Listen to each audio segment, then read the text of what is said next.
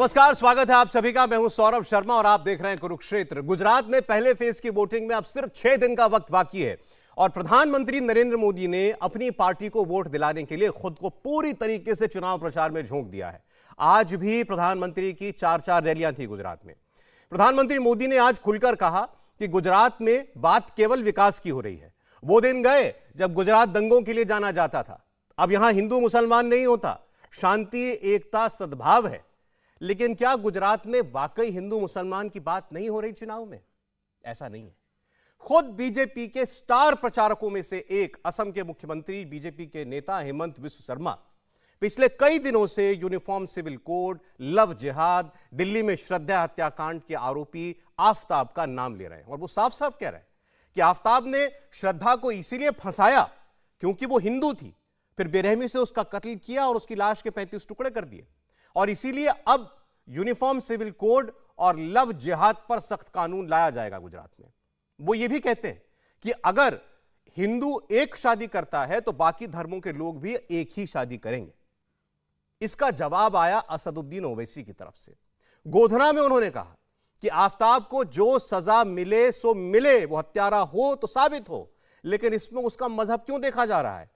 और लगे हाथ असदुद्दीन ओवैसी ने 4 ऐसे वाक्य गिना दिए जहां एक हिंदू बेटी की हत्या किसी हिंदू ने ही की थी, यानी मजहब उन्होंने भी गिनाया। लेकिन उनका सवाल कांग्रेस पार्टी से भी है। वो पूछ रहे हैं कि अगर वाकई भारतीय जनता पार्टी समान नागरिक संहिता, यूनिफॉर्म सिविल कोड लाती है तो क्या कांग्रेस उसका विरोध करेगी? वो कह रहे हैं मुसलमान 70 साल से कांग्रेस को वोट दे रहा है, फिर भी बीजेपी को कांग्रेस नहीं हरा पा रही। तो अब मुसलमानों को कांग्रेस पार्टी को वोट देना बंद कर देना चाहिए, अपना वोट बर्बाद करना बंद करना चाहिए। कांग्रेस पार्टी का क्या रुख है, कांग्रेस कहां खड़ी है, हम इस पर भी बात करेंगे। लेकिन पहले आपको हेमंत बिस्व शर्मा और असदुद्दीन ओवैसी के बीच ये कट्टर हिंदू मुसलमान की जो जंग चल रही है वो दिखाते हैं।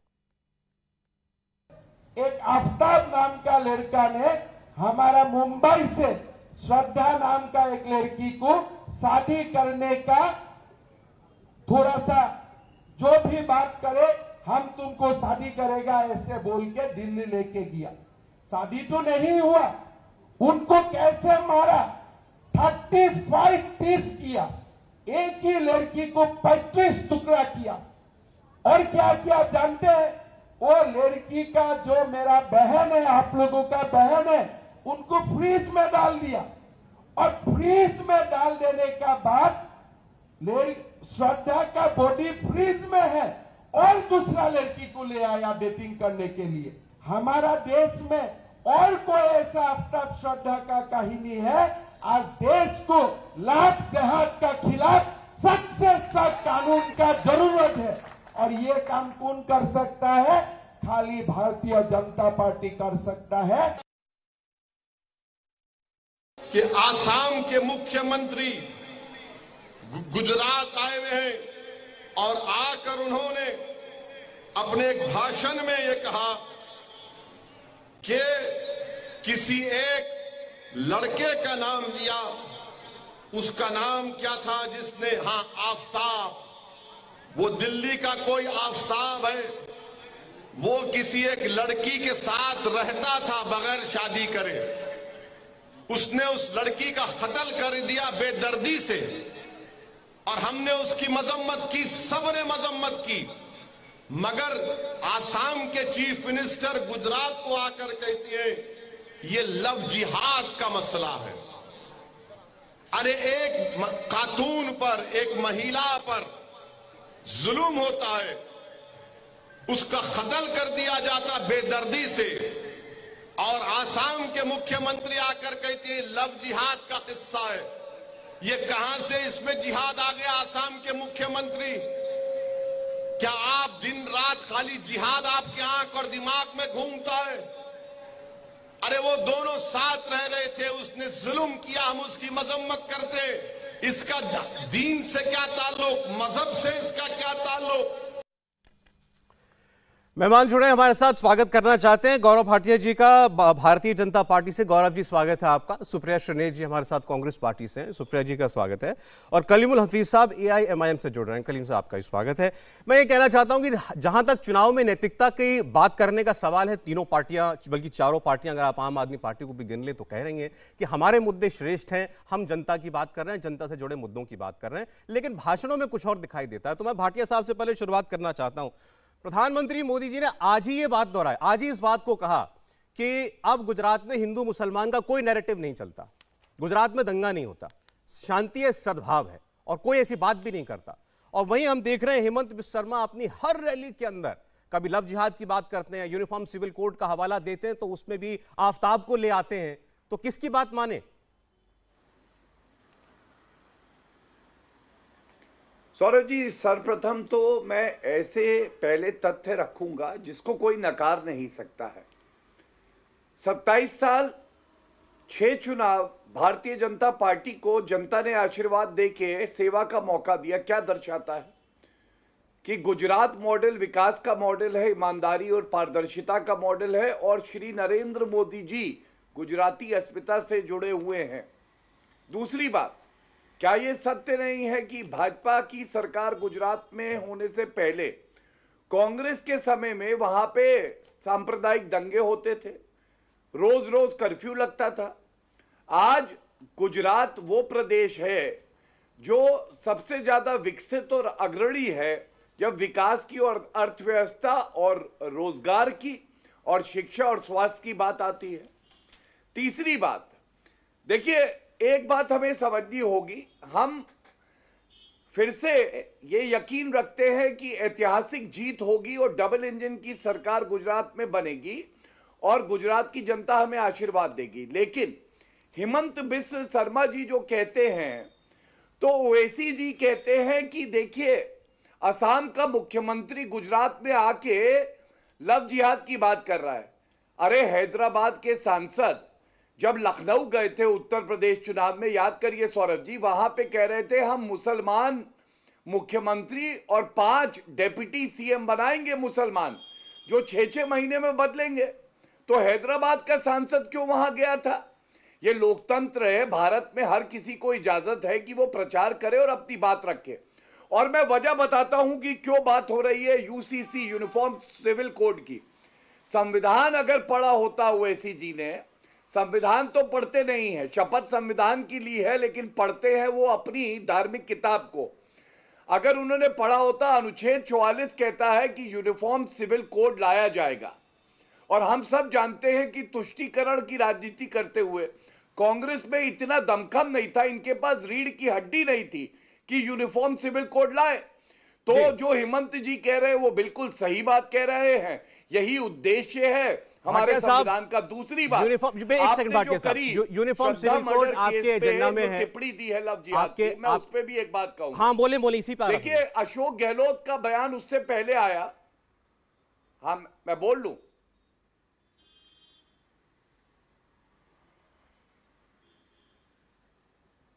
सौरभ जी आप बताइए। जी हाँ, मैंने कहा आप कंप्लीट कीजिए। लव जिहाद वाली बात बताइए। यूनिफॉर्म सिविल कोड तो आपके एजेंडे में है, ठीक है ये, लेकिन यूनिफॉर्म सिविल कोड के बहाने लव जिहाद और आफ्ताब कहां से आ गया?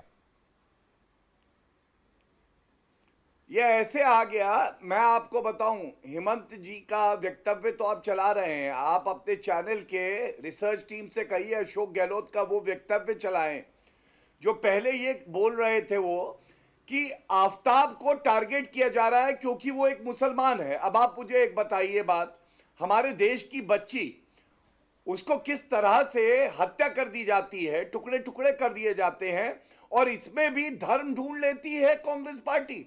एक प्रदेश के मुख्यमंत्री कहते हैं कि आरोपी जो है उसको टारगेट किया जा रहा है। नहीं भाटिया साहब, ये इसका जवाब नहीं हो सकता ना कि हेमंत बिस्वा शर्मा फिर आफ्ताब का धर्म बता रहे हैं। इसका जवाब सुप्रिया जी दे देंगी। नहीं, ये सुप्रिया जी दे देंगे अशोक गहलोत जी की बात का जवाब। मैं आपसे ये पूछना चाह रहा हूँ, भाटिया साहब मेरी आवाज अगर आप सुन रहे हैं तो, मेरी आवाज सुन रहे हैं तो मेरा सवाल आपसे ये है, क्या जो बातें हेमंत बिस्वा शर्मा कह रहे हैं वो अशोक गहलोत की बात का जवाब है?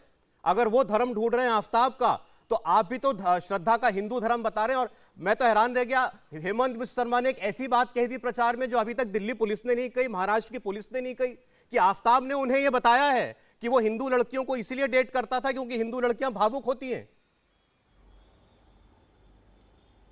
नहीं सौरभ जी, मैंने बताया लव जिहाद का जो ये शब्द है ये केरला हाईकोर्ट से आया है और तमाम ऐसे मामले सामने भी आए हैं जहां प्रलोभन देके अपनी जो अस्तित्व है उसको बदल कर छुपा कर और ऐसे दिखाना कि हम हिंदू हैं और जो लड़कियां होती हैं उनको फंसाया जाता है, ये सत्य है। लेकिन आप पूछिएगा, जब एक आरोपी का धर्म ढूंढ के कहा जाता है कि इसको टारगेट किया जा रहा है, ये कितना उचित है।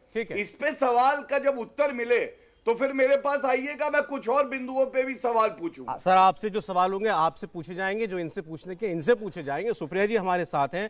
आपने देखा, हमने हेमंत बिश्व शर्मा की बात की तो सीधी बात होने लगी अशोक गहलोत साहब की। और ये बात गलत नहीं है कि उन्होंने, सुप्रिया जी, ये बयान दिया था कि आफ्ताब का धर्म ढूंढ करके विक्टिमाइज किया जा रहा है। मैं गलत सही पर नहीं जा रहा हूं, लेकिन इस पूरे धर्म वाले डिस्कोर्स को हवा दोनों तरफ से मिल रही है। नहीं, कतई नहीं। मैं आपकी बात से सरासर असहमत हूं और पूर्णतः असहमत हूं। आप अशोक गहलोत जी का बयान उठाइए और उन्होंने क्या कहा था वो रिप्ले करिए। आप उनकी बात को तोड़कर प्रस्तुत मत करिए। लेकिन मुझे ऐसा लगता है कि एक औरत होने के नाते मुझे दुख होता है कि एक देश की एक लड़की के टुकड़े टुकड़े कर कर उसके साथ जो दरिंदगी आफ्ताब नाम के आदमी ने करी, उसको तो ऐसी सजा मिले कि ऐसा करने से पहले सोचने वाले की रूह कांप जाए। कि वो हिंदू हो या मुसलमान हो, सिख हो या ईसाई हो, मुझे इससे कोई मतलब नहीं है। एक लड़की की ओर गंदी नजर उठाकर देखने से पहले एक आदमी की रूह कांप जाए, ऐसी सजा उसको मिलनी चाहिए। लेकिन मैं आपसे उसी वक्तव्य में एक लड़की होने के नाते और पूछती हूं, आयुषी यादव की हत्या उसके पिता नितेश और मां ब्रिजबाला ने कर दी। क्यों?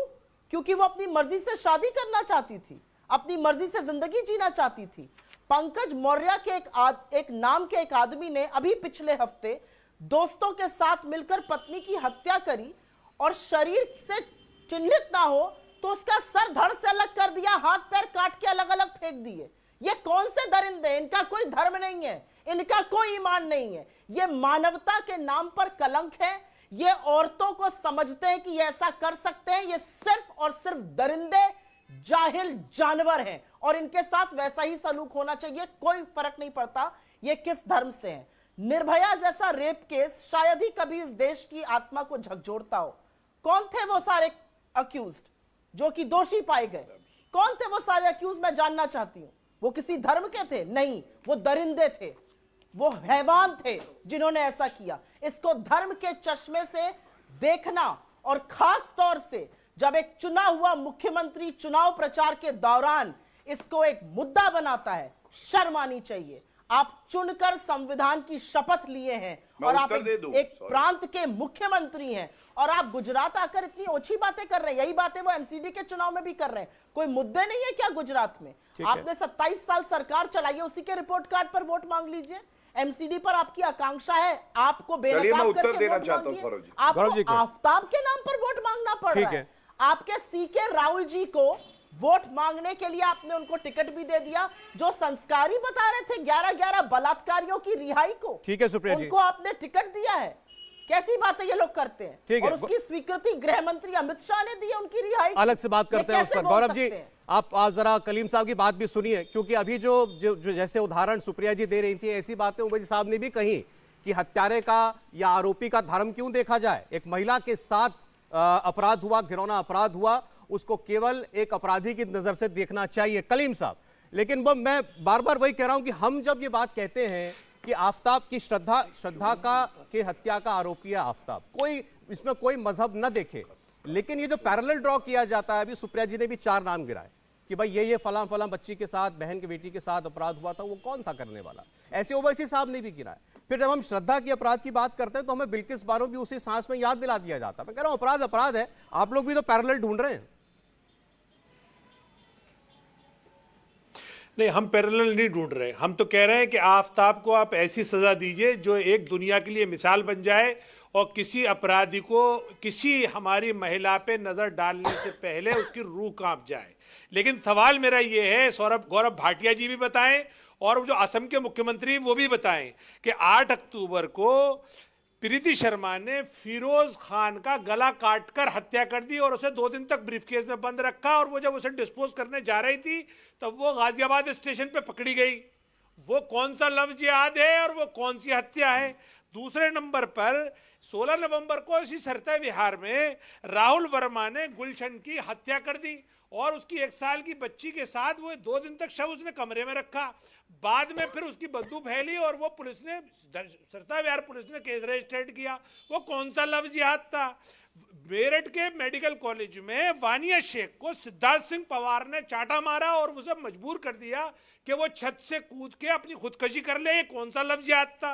अब आइए उस लफ्ज याद पे जो जिसकी केरला की बात कर रहे हैं उसे सुप्रीम कोर्ट ने रिजेक्ट कर दिया। लेकिन इसी बीजेपी की एक घिनौनी हरकत जो योगी पुलिस ने पकड़ी, और वो कहां पकड़ी? जब इनका बीजेपी का जिला उपाध्यक्ष अमन चौहान और आकाश सोलंकी कासगंज में एक राधा नाम की महिला को हायर किया। उसने कहा कि तुम इस प्रिंस कुरैशी को इसे बताओ कि ये मुझे मोनू गुप्ता बता के फंसा रहा है और ये लफ्ज याद कर रहा है। और वो केस जब उसने रजिस्टर्ड कराया और वो केस जब मजिस्ट्रेट के सामने गया तो मजिस्ट्रेट ने उस लेडी से, राधा से ये पूछा कि अगर तुम झूठ बोलोगी तुम्हारा मेडिकल टेस्ट होगा और अगर तुम पकड़ी गई तो तुम भी जेल में जाओगी।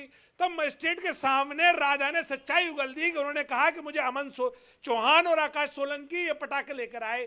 तब बीजेपी का ये जो लव जिहाद का जो प्रोपेगेंडा है ये पर्दाफाश हुआ और उसी योगी पुलिस ने उन दोनों बीजेपी वालों को जेल के अंदर बंद कर दिया। चले ठीक है। अब गौरव भाटिया बताएं कि लव जिहाद में बीजेपी क्या खेल खेल रही है, और दूसरा जो मैंने जितनी आपको वो बताई हत्याएं, उसमें कौन सा लव जिहाद है? चले, बहुत सारे उदाहरण आपने भी दे दिए, सुप्रिया जी ने भी दे दिए। कहने का मकसद आप दोनों का यही है, अपराध करना वाला अपराधी है, उसका मजहब क्यों देखा जाए। लेकिन देख, वो अलग विषय है। उन्होंने लव जिहाद कहा, कोर्ट ने कहा था, वैसा वैसा होता है या नहीं होता है? जी सुप्रिया जी, मैं जवाब गौरव जी से ले रहा हूं। हाँ बोलिए।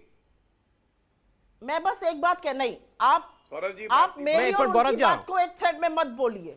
मैं ये कह रही हूं कि एक औरत के साथ अगर कोई दुष्कर्म करता है तो उसको कानून की उतनी कड़ी सजा मिलनी चाहिए कि उसके जैसे 10 दरिंदे ये करने के पहले इसमें जो आप कह रही हैं और कोई और कह रहा है, एक ही बात है। ये बात मैं भी कहता हूं, यही बात ओवैसी भी कह रहे हैं, तो इसमें इतना इस बात से क्या एतराज है कि ओवैसी जी की नो नो नो नो मैं आपको गलत लगा होगा। मेरा कहने का मकसद ये नहीं है कि आप और सुनिए, मैं ये नहीं कह रहा हूं कि आप और ओवैसी एक ही जबान बोल रहे हैं, आप और ओवैसी एक ही पॉलिटिक्स कर रहे हैं, मैं कतई यही नहीं कह रहा हूं।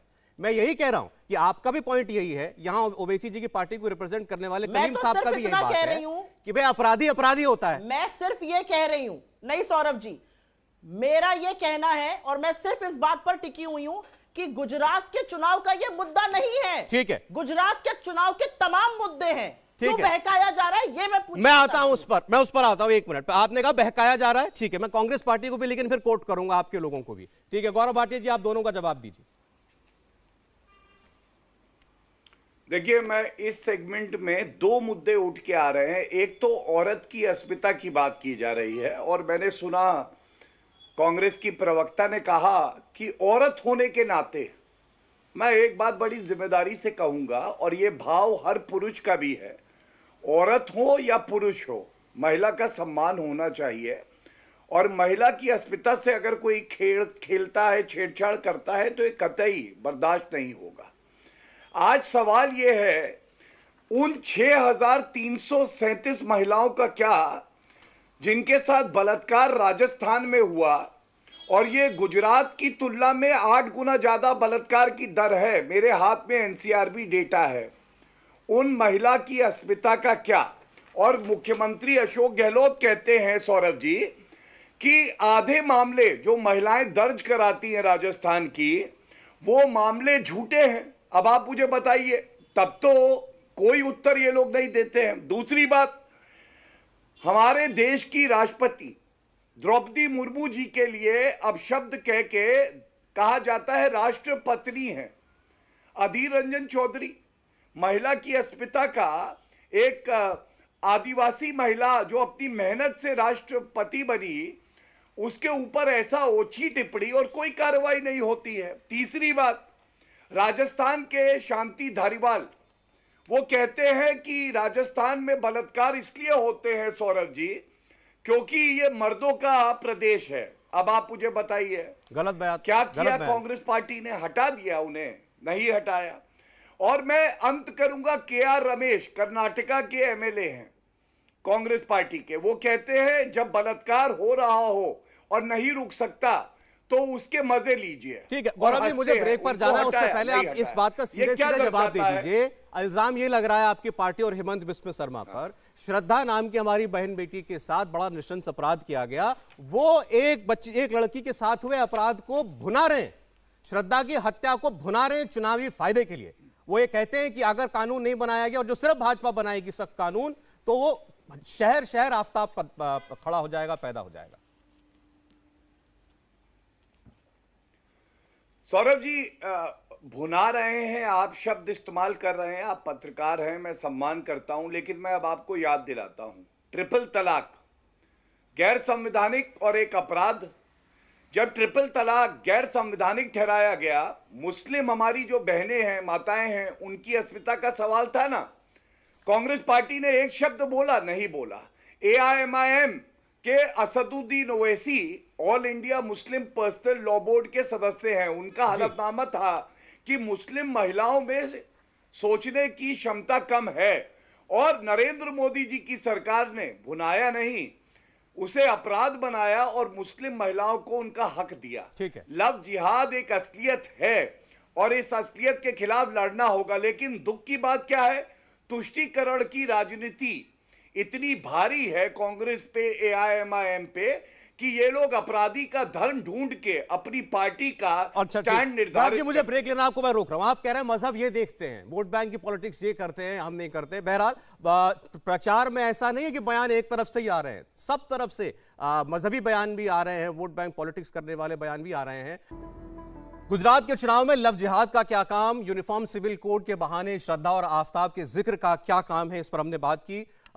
लेकिन क्या ऐसी सियासत धर्म देखकर, मजहब याद दिलाकर केवल एक तरफ से हो रही है? हमारे साथ सुप्रिया जी उनके पास जाना चाहते हैं। सिद्धपुर के आपके कंटेस्टेंट, आपके उम्मीदवार चंदन ठाकुर ये कहते हैं देश को और कांग्रेस पार्टी को केवल मुसलमान बचा सकते हैं, ये वो साफ खुलकर कह रहे हैं इन शब्दों में। तो क्या ना माना जाए कि आप अपीसमेंट की पॉलिटिक्स कर रहे हैं, मजहब की पॉलिटिक्स कर रहे हैं? नहीं, मैं इसका जवाब दूं उससे पहले मैं ये बता दूं कि ये 2 साल पुराना उनका वीडियो है, इसको आउट ऑफ कॉन्टेक्स्ट भाजपा दिखा रही है। इस ट्रैप में आप मत पड़िए, ये आपके लिए अच्छा रहेगा। लेकिन ये इस बार का नहीं है। महिलाओं की और मजहब की बात कर रहे हैं, मैं 2-4 बातें बोलना चाहती हूं जो मुझसे पहले बीजेपी के प्रवक्ता ने बोली। मुझे बोलने दीजिए, उसके बाद ये तो फिर फैक्ट गलत हो जाएगा ना, इसीलिए मैं कंफर्म कर रहा हूं। आप कह रही है वीडियो आज का नहीं है, क्योंकि मैं ही कंफर्म करूंगा, ये इस चुनाव का वीडियो नहीं है। पुराना वीडियो है। ठीक है, नहीं, 2 साल पुराना वीडियो है। ठीक है, बोलिए। हाथरस में भारतीय जनता पार्टी ने, मैं बोल लूं या आप बोलेंगे? अभी नहीं, आप बोलिए, आवाज नहीं आ रही मुझे। हाथरस में भारतीय जनता पार्टी ने जिस बच्ची को 2:30 बजे रात को उसके मां बाप के बिना मिट्टी का तेल डालकर फूंक दिया गया था और कहा गया था कि उसी की गलती से हुआ है, भाजपा ने टेलीविजन डिबेट्स में आना छोड़ दिया था। उत्तर प्रदेश की सारी सरकार और ADG लॉ एंड ऑर्डर लग गए थे बताने में कि रेप हुआ नहीं है। उन्नाव में कुलदीप सिंह सेंगर, इनके MLA, दोषी नहीं है, दोषी पाए गए हैं, अक्यूज्ड नहीं है वो। चिन्मयानंद पे ये शब्द एक बोलते नहीं थे। लखीमपुर पर रितु सिंह का चीरहरण भाजपा के सांसद के लोगों ने किया, इन्होंने उस पर एक शब्द नहीं बोला। मेघालय में इनका वाइस प्रेसिडेंट वेश्यावृत्ति अपने घर से कराता था, उसका खुलासा हुआ, एक शब्द नहीं बोला। उत्तराखंड में अंकिता ठाकुर नाम की एक बच्ची को जिस्म फरोशी के धंधे में ढकेलना चाहता था भारतीय जनता पार्टी का नेता, जब उसने मना किया तो उसकी हत्या कर दी गई और सबूत मिटाने का काम पुष्कर धामी की सरकार ने किया, वहां पर बुलडोजर चलाकर। ये भाजपा बोलेगी कि 3 साल की बच्ची का सर दीवार पे मार के फोड़ दिया गया, 2 दिन के नवजात शिशु जो आज भी CBI की डायरी में अननेम्ड चाइल्ड है, उसकी हत्या कर दी गई। 2 दिन पहले जिसने जन्म दिया था उसकी हत्या कर दी गई। एक घर के 11 लोगों की हत्या करने के बाद जब 11 बलात्कारियों की रिहाई की बात आई तो लाल किले की प्राचीर से प्रधानमंत्री कहते हैं महिलाओं का सम्मान, और रिहाई की हरी झंडी अमित शाह जी दिखा रहे थे। ये महिला सम्मान की बात करेंगे? अरे छोड़िए, महिलाओं का नाम लेने से पहले इनकी हाड़ कांप जानी चाहिए। गुजरात के मुद्दे जो है वो सबके सामने है। गुजरात का मुद्दा बेरोजगारी है, किसान है, महिलाएं हैं, गुजरात का मुद्दा ओल्ड पेंशन है, लेकिन गुजरात में प्रजापति समाज, मालधारी समाज, सातवर समाज हाथ उठा के प्रज्ञित कर रहा है, प्रतिज्ञा कि कुछ भी हो जाए हम भारतीय जनता पार्टी को वोट नहीं देंगे। ठीक है। पहली बार रिबेल कैंडिडेट्स के चलते 12-12 लोगों को एक बार में भारतीय जनता पार्टी को पार्टी से निकालना पड़ रहा है। समस्याएं बहुत गहरी हैं, उनसे ध्यान भटका रहे तो इस तरह के मुद्दे चलाते हैं। मैं अच्छा गौरव जी एक मिनट, मैम आपने कहा था एक फर्जी मॉडल चल सकता है, ठीक है, काठ की हांडी बार बार नहीं चलती। आपने कहा था कि ये चंदन ठाकुर जो सिद्धपुर के आपके उम्मीदवार हैं, उनका स्टेटमेंट कि कांग्रेस पार्टी को, देश को केवल मुसलमान बचा सकते हैं, ये 2 साल पुराना है। मैं इस वक्त हर जगह मैं देख रहा हूं, केवल हमारा नहीं बल्कि हर मीडिया हाउस ने, हर न्यूज वेबसाइट ने इसको इसी चुनाव का पता करके बताया है। इसी चुनाव में आपकी रैली के, आपकी एक सभा में जो रात के वक्त अंधेरे में हो रही है, उसमें ये बात बोली है। तो ये एक नहीं, हर व्यक्ति फैक्ट चेक कर रही हूं जी, इसीलिए मैं फैक्ट चेक कर रही हूं, इसीलिए मैं फैक्ट चेक कर रही हूं क्योंकि मैं खुद भी जानना चाहती थी ये उन्होंने किस कॉन्टेक्स्ट में कहा था, आउट ऑफ कॉन्टेक्स्ट कोट किया गया और कब का था। आपका भी मैं फैक्ट चेक करे दे रही हूं। अगर आप मेरे ट्विटर हैंडल पर देखिएगा तो हम लोगों ने पहले भी इसका खंडन किया हुआ है। चलिए, अच्छा, जस्ट फॉर योर चलिए उत्तर दे दे। हाँ ठीक है, कलीम साहब मैं आ रहा हूं, एक मिनट गौरव जी जवाब देने, फिर आपके पास में आता हूं। बोलिए गौरव जी। वो कह रहे मुद्दों पर रहिए, ये सारी मजहबी बातें केवल ध्यान भटकाने के लिए। देखिए, सबसे पहले तो झूठ कैसे बोला जाता है आपके चैनल पे हमने देखा, बता रहे हैं 2 साल पहले का वीडियो है, और अगर फर्जी है तो इन्होंने अभी तक कोई कंप्लेंट दी है, किसी के खिलाफ कार्रवाई के लिए कहा है? ये इसी चुनाव का वीडियो है। और धर्म की राजनीति कैसे कर रहे हैं, मैं एक और उदाहरण दे दूं, अब बता दे वो वीडियो कब का है। इनके एमएलए हैं इंद्रजीत परमार, सौरभ जी, उनके शब्दशाह पढ़ दूंगा। वो क्या कहते हैं? मेरे लिए आप लोग अल्लाह की तरह हो, दवा खाना अगर हिंदू इलाके में गया तो बेकार है, मैं एमएलए आपकी वजह से हूं मुसलमानों को। अब आप मुझे बताइए ये कौन सा चुनावी मुद्दा है? जब मधुसूदन मिस्त्री कहते हैं प्रधानमंत्री जी नरेंद्र मोदी जी की औकात दिखा देंगे जी, जिनकी खुद की राजनीतिक हैसियत और औकात नहीं है, 27 साल से चुनाव नहीं जीते, 2014 और 19 में 26 में 2 अंडे लेके आए लोकसभा चुनाव में गुजरात में, वो औकात दिखाएंगे। तीसरी बात मैं बताऊं, शर्म तो इनको आनी चाहिए। हिमाचल प्रदेश में चुनाव थे ना, हम वहां गए, इनकी प्रतिभा सिंह वहां अध्यक्ष हैं, वहां पे गुड़िया कांड हुआ था, एक नाबालिग बच्ची की हत्या और बलात्कार का मामला था। वो कहती है छोटा मामला है। भावड़ी देवी केस राजस्थान में किसके समय में हुआ था? कांग्रेस के मंत्रियों ने कराया। और इसके अलावा तंदूर मर्डर कांड कब हुआ? तो शर्म तो इनको आनी चाहिए। और अंत करूंगा एक बात कह के, एमसीडी चुनाव में जगदीश टाइटलर जो कि आरोपी हैं 1984 नरसंहार के, उनको स्टार कैंपेनर बनाया है। अब आप बताइए शर्म किसको आनी चाहिए? अच्छा ठीक है, अगर चुल्लू भर पानी हो तो डूब जाना चाहिए पूरी कांग्रेस। कलीम साहब के पास मैं जा रहा हूं, आपके सामने आ जाऊंगा सुप्रिया जी आपके पास। आपके सामने बीजेपी हो, कांग्रेस पार्टी हो, आप मुझे बोलने का मौका दीजिए क्योंकि आपने ब्रेक से पहले भी उनको दिया था। मैम मैं बिल्कुल बराबर मौका दे रहा हूं। अब ये तीसरे मेहमान भी हैं, और ये भाजपाई नहीं है। नहीं, आप ये भाजपाई नहीं है। उनको ब्रेक के पहले एक्स्ट्रा आंसर दिया था। मैम ये भाजपाई तो नहीं है ना कलीम साहब जो बैठे हैं? उससे पहले 2 बार इनको दिया था बेचारी, लेकिन ये इनका, मेरी बात भी जितना मुझे बताइए क्या ये 20 मिनट तक बैठे रहेंगे? ये नहीं बोलेंगे? मुझे तो बोलने का मौका दीजिए। अरे आप बोलेंगे, मैं इनका कमेंट ले लूं, आप बोल दीजिएगा उसके बाद। ऐसा नहीं है कि आप पर नहीं बोले। उन्होंने बोला है भाई। अरे भाई आपको, सौरभ जी उन्होंने मेरे लिए बोला, आप 40 सेकंड बर्बाद कर रहे हो मुझसे बहस कर। मैडम मैं बर्बाद नहीं कर रहा हूं, आप मुझे डिबेट कंडक्ट नहीं करने दे रही हैं, बिल्कुल। और आप प्लीज ऐसे मत कीजिए। ये तीसरा मेहमान है, तुम इनका बोलने का मौका नहीं दूंगा इन्हें। गेस्ट कंडक्ट नहीं करने देता है डिबेट। जी हाँ, मैं देख रहा हूं कौन किसको कंडक्ट करने नहीं दे रहा। दुनिया भी देख मतलब होता है मैडम मुश्किल से मैं आधे मिनट में अपनी बात पूरी कर अपनी बारी में जवाब दीजिएगा। ये बैठे ये नहीं बोलेंगे क्या? मैडम आप बोल लीजिएगा, मैं आधे मिनट में बात पूरी कर दूंगा। आपके निशाने पर बीजेपी भी रहती है, कांग्रेस भी रहती है। अब ये इनके लिए कुछ बोले तो सुन लेंगे। मैम बोलिए।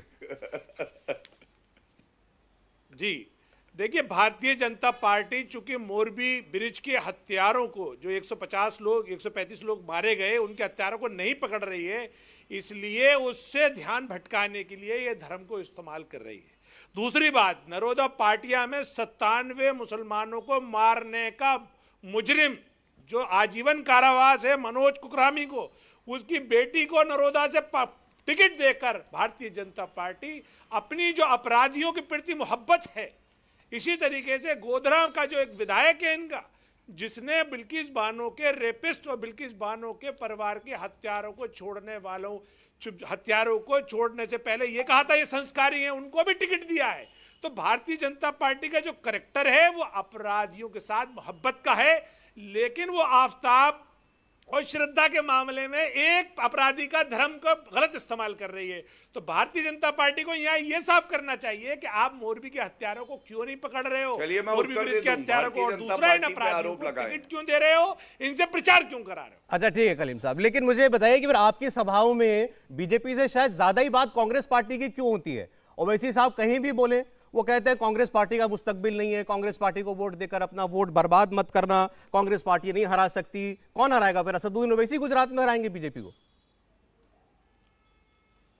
नहीं, कांग्रेस को इसलिए कहते हैं कि आज जो मुसलमानों का जो बुरा हाल है, खुद कांग्रेस ने सच्चर कमेटी खुद बनाकर ये बता दिया कि मुसलमान दलितों से भी नीचे हैं। तो ये कांग्रेस कसूरवार है इनके तमाम बैकवर्ड होने की। इसलिए कांग्रेस पर भरोसा करके अब हमारा मसला हल होने वाला नहीं है, हमें अपनी क़यादत खुद डेवलप करनी होगी। सर ये बताइए किसको वोट देंगे लोग? इस लोकतंत्र में नहीं, वोट किसको देंगे? आप कितनी सीटों पर चुनाव लड़ रहे हैं? लोग एमआईएम को वोट दें, एमआईएम को जिताएं, कितनी सीटों पर लड़ रहे हैं आप? बराबर करेगी। आखिर आप कितनी सीटों पर चुनाव लड़ रहे हैं गुजरात के अंदर? कलीम साहब बताइए। जितने भी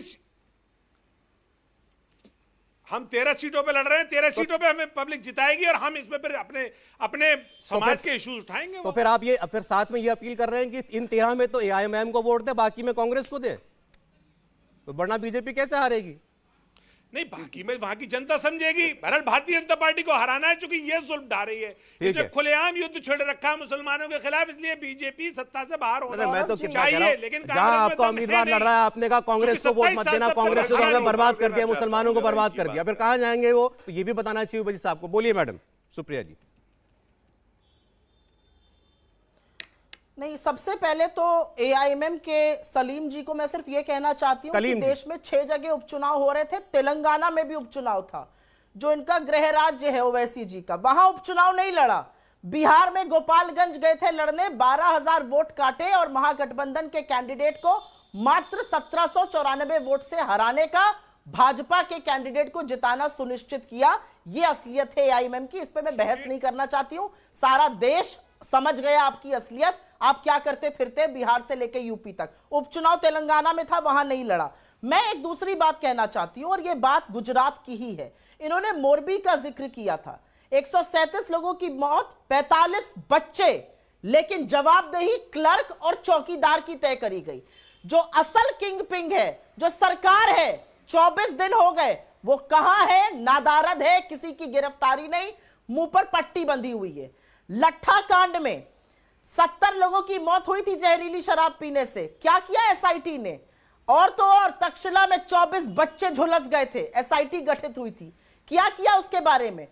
प्रधानमंत्री मोदी जब अब गुजरात आ रहे, और ये कहकर मैं अपनी बात का अंत करूंगी, कहते हैं कांग्रेस मॉडल ने गुजरात का नुकसान कर दिया। अरे महाप्रभु, 12 साल चीफ मिनिस्टर आप थे, 8.5 साल से दिल्ली में है, 27 साल से भारतीय जनता पार्टी की सरकार चल रही है। बर्बाद करने का तो काम आपने ऐसा किया कि 94-95 में जीडीपी ग्रोथ होती थी 18.5% और पिछले साल हुई है 1.3%।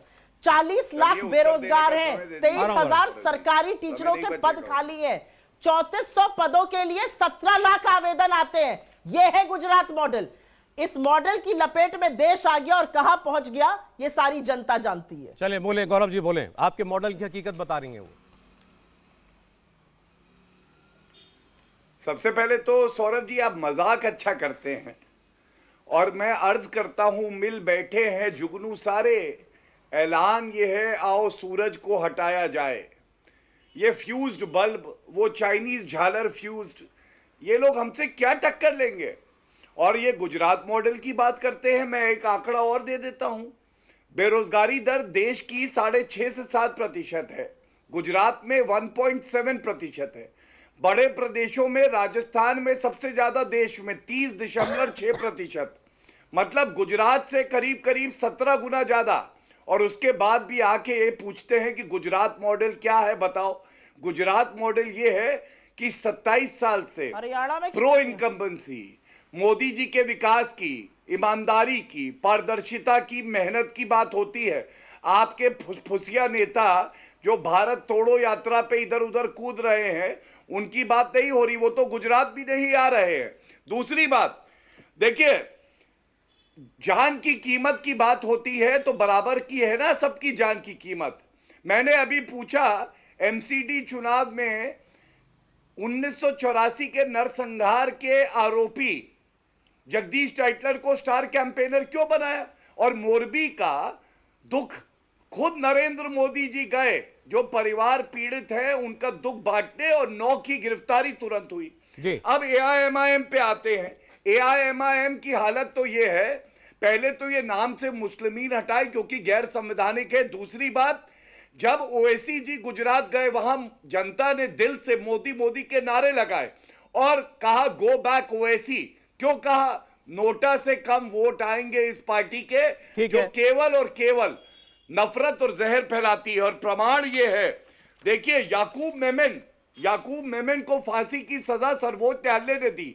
ओवैसी जी ने बयान दिया याकूब मेमन को प्रताड़ित किया जा रहा है क्योंकि वो मुसलमान है। अब आप मुझे बताइए सौरभ जी, ऐसी पार्टी जिसकी सोच इतनी नफरती और जहरीली हो, उसको जनता क्यों वोट देगी? अरे चलें ठीक, मुझे प्रोग्राम में समय कम है। सुप्रिया जी, अभी जो इन्होंने आपने गुजरात मॉडल पर बोला, इन्होंने कहा हमसे क्या टक्कर लेंगे, ये गृह मंत्री ने भी कहा, इनके कई प्रचारक वहां जाकर कह रहे हैं आपका जो नारा है हमारा काम बोलता है। तो आप ही की बात दोहराते हैं, 27 साल से सत्ता में नहीं है, कौन सा काम याद दिला रहे हैं?